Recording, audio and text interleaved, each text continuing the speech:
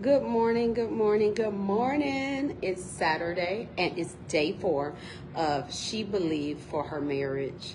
If you tuned in yesterday, we talked about forgiveness, and today we're going to talk about speaking life. What does it mean to speak life?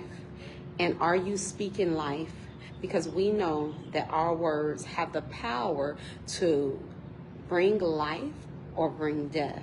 And so what are you speaking in your marriage? And that's what we're going to focus on today.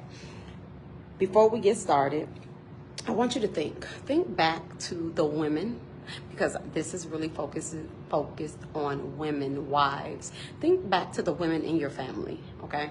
What kind of women do you have in your family? Do you have those women who build up their man, who are supportive to their husband, who empower their husband? Or do you have those women who are very strong-willed and they tear down their husband? Like, that is actually something you need to sit back for a moment and ponder on. What kind of women did you encounter in your family as you grew up? And a lot of people say, well, we're just strong women and this is what we do. But that's a bloodline curse, y'all. Like, there's some women who destroy their men with their words. And that's not a good thing. That's a bloodline curse. And you need to look back over some generations in your family and see what kind of women have you seen in your family. And then you need to be honest with yourself. Is this a good thing? Is it a good trait? Are they married? Did they stay married? Or is it a bad trait because their mouth, this thing right here, destroyed their man?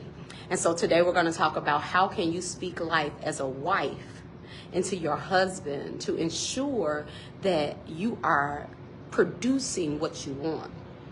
Now, when I say speaking life, I remember there was a time where I would just say what I wanted to say, because that's what I'm going to do. I'm going to say what I want to say, and it got me nowhere. Like, it's like trying to build a house on a faulty foundation, or trying to build a house with clay and you know you need bricks, but you're going to try to do it anyway. And so that's what I was doing. I'm because I'm a strong black woman, I'm going to tell you how I feel, and I'm not going to. And it did not work, y'all.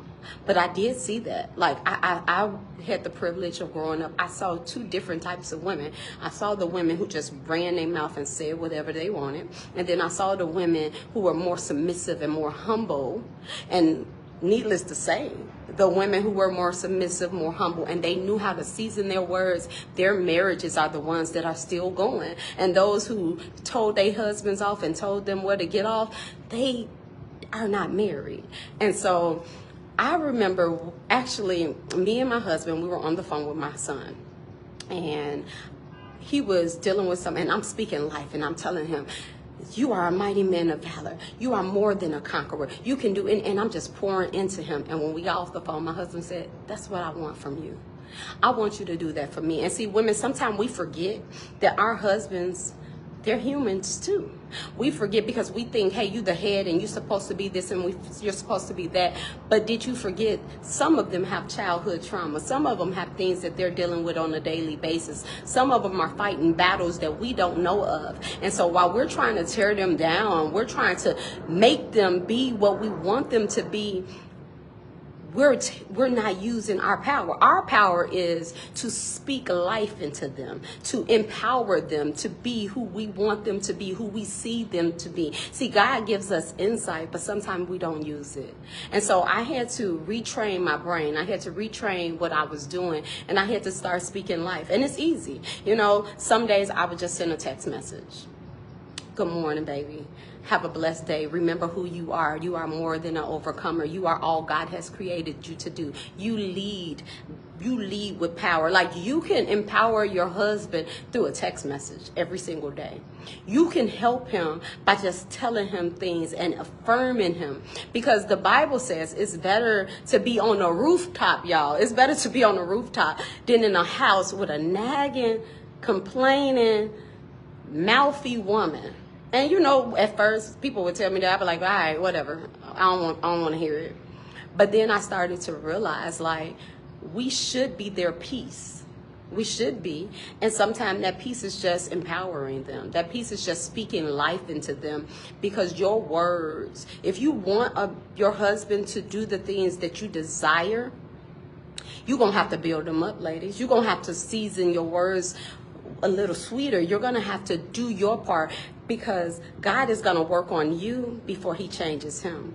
He's going to work on you first, because you're the birther. You birth things. You make things happen. And if you're always negative, those things are going to produce, because our words have power. They're going to produce. When God created heaven and earth, he spoke a thing, and those words created life. They created something, and you have that same authority. You speak. If you say you ain't nothing but no good, you always doing this, and you broken, I know you a cheater, and then when you find out, oh yeah, he cheating, oh yeah, he ain't bringing no money home, oh yeah, he ain't no good, you spoke that. But what if you changed your words? What if you start speaking life into your man? What if you told him, hey, you're a king. I know you can do it. Like, sometimes you just got to encourage them. Even when you don't see it for yourself, you got to just speak that life. And so today I am encouraging you to speak life again into your marriage, into your situation. Maybe it doesn't look like how you envisioned that it would look, but that's okay. You can start speaking life into it. You can speak those things that you wish to be. You know, that faith, speaking what you don't even see yet, speak that into him. Encourage him, uplift him, send him those easy texts, a little text to encourage him, to let him pat himself on the back, stick out his chest. Send him those little texts throughout the day. When you see him doing something, listen, when you see your husband doing something that you have been wanting him to do, or you see him doing something well, or you see him putting forth the effort, tell him, let him know, baby, I see you. Oh, I really appreciate how you took out the garbage this week. Baby, oh, you took out the garbage and you brought the garbage can right back in. I appreciate you. You know what? Next week he gonna do it again, because he's gonna want to hear that praise. He's gonna want to hear you speak life. He's gonna want to hear you saying how he did something well. You're gonna get more. You get more bees. What they say, well, honey, if you just encourage him, if you just take a moment, it doesn't take a lot out of you just to turn off the negative, because it's easy to be negative. It's easy to tear down. It's easy to say what they're not doing right. But just like you don't want to hear somebody always saying what you're not doing right, and you like when people say, hey, I like how you did this. You did this well. Take some time to encourage your husband today. Take your significant other, whoever it may be, but especially the husbands, take some time to encourage your husband. Tell him how well he's doing. Tell him how you appreciate him. Uplift him with your words. Don't let your words destroy your home, because sometimes your mouth puts you into the situation that you really don't want to be in. If you're always saying, I'm going to file these papers, I don't want to be with you, one day that will be your reality. But take some time today to close your mouth. It's okay. Swallow your pride. You can do it. And encourage your man. He needs you. You are his helpmate. You are helping him meet the obligations of this world and the obligations that God has put into him. So use your words to empower him, to tell him how proud you are of him, and watch how things start to shift in your behalf, because it's all about getting what you really want, but you have to change who you really are to get those things. So I encourage you today, speak life. And hey, tag a wife, tag somebody who may be struggling, because like I said yesterday, a lot of women, a lot of wives are struggling in private. They're crying, they can't help it, they don't know what to do. But it doesn't have to be that way. You don't have to go through this journey alone. I'm here with you. It's only day 4. We got to day 30. But I'm here with you to help you improve your marriage, take your marriage to the next level. And remember, I've been there. I did this. That's why I can tell you exactly what I did and how I overcame. I was that chick. Okay, me and my husband, we would get into World War 1, 2, 3, and 4 battles, and my mouth was very slick. But I can tell you today that I know how to be quiet. I know how to, when I feel the urge, I just get quiet and I pray.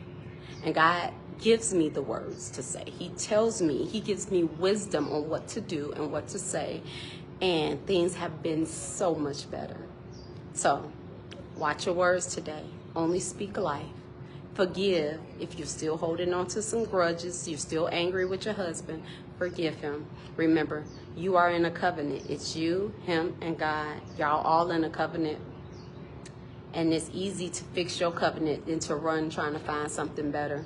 So close your mouth. You got this. Don't make your husband go up there on the rooftop. Let him stay with you. You deserve happiness, and he does too.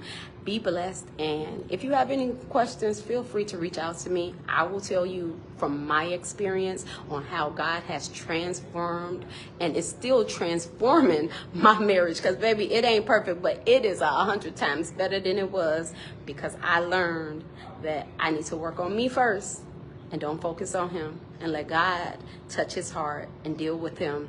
And I just do my part. All right, y'all be blessed and have a blessed rest of your day.